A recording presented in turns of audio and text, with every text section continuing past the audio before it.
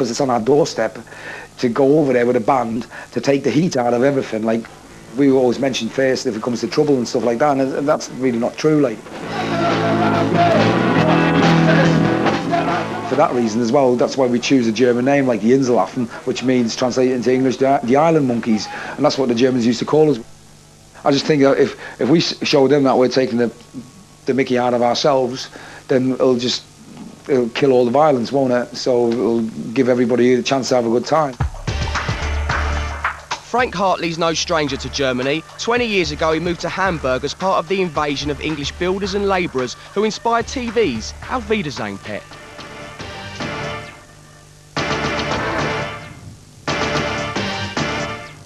Frank lived in Germany for 12 years. He met and married his German wife, and they had a son, Jimmy, before heading back to England. And we can watch who's coming through the whole day, crisps, sweets. I could have been a great. It's pretty good one, kids.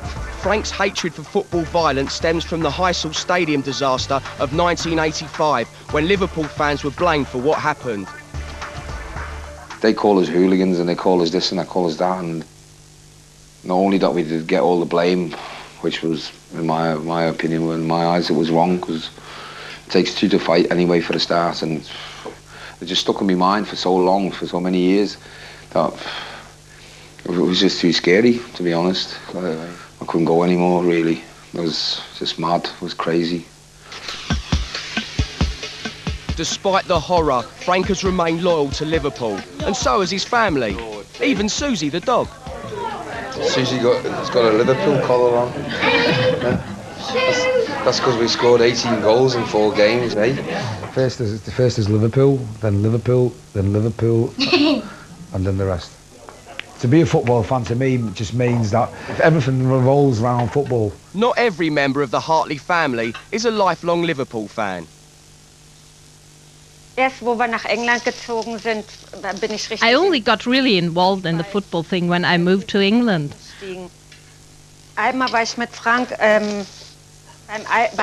I went to one football match with Frank, Liverpool against Hertha Berlin, and that was my first match.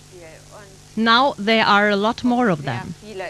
Frank believes his German wife found true happiness through the beautiful game. His love for football is everything for him and also for me, because if he's happy, I'm happy, and so is the whole family. I think she's got more trust in people she met through me, through football, than she has in people she knew before, like, you know, her old friends or whatever, you know. And I think that's great, and then now I think she's a full-blooded football supporter. Frank and Simone's son, Jimmy, isn't just another budding Liverpool fan. He's got a talent for the game and could be a future football star. I had when I was a baby, this top for dinner, so if I spilt myself, it says, the best dribbler, as in dribble if I dribble my food, and dribbler as when I play football. But Jimmy's got competition. Susie knows a thing or two about football as well. She's got great paw control. This is my room here. For the next few months, Jimmy might be swapping his club for his country. But come bedtime, Liverpool will not be forgotten.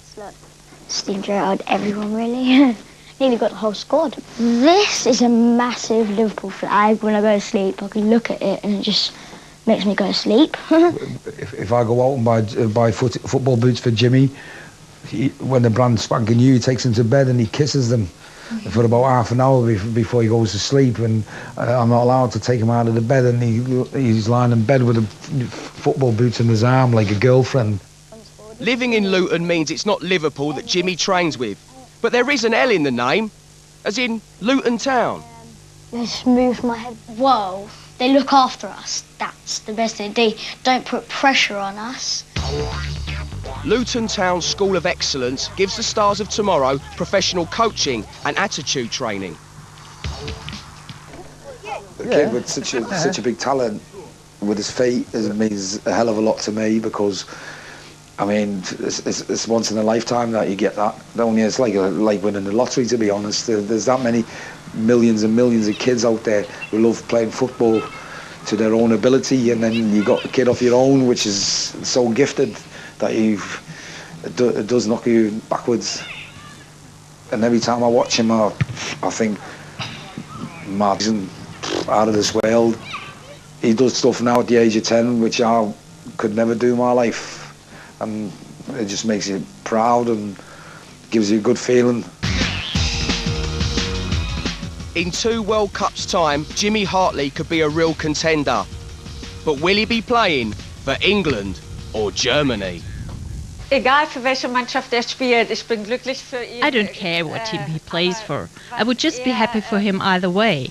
But I don't think he would want to play for Germany because his dad has brainwashed him.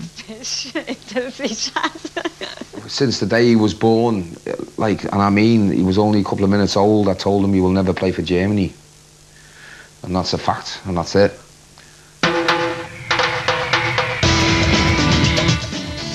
Well, the biggest stars are getting ready to perform on the pitch. It's England versus the rest of the world, live from Old Trafford every night. Soccer Aid kicks off on Monday at 9. Coming next tonight, there's just over £100,000 on offer, and it could be yours if you play along. The Mints in just a few minutes.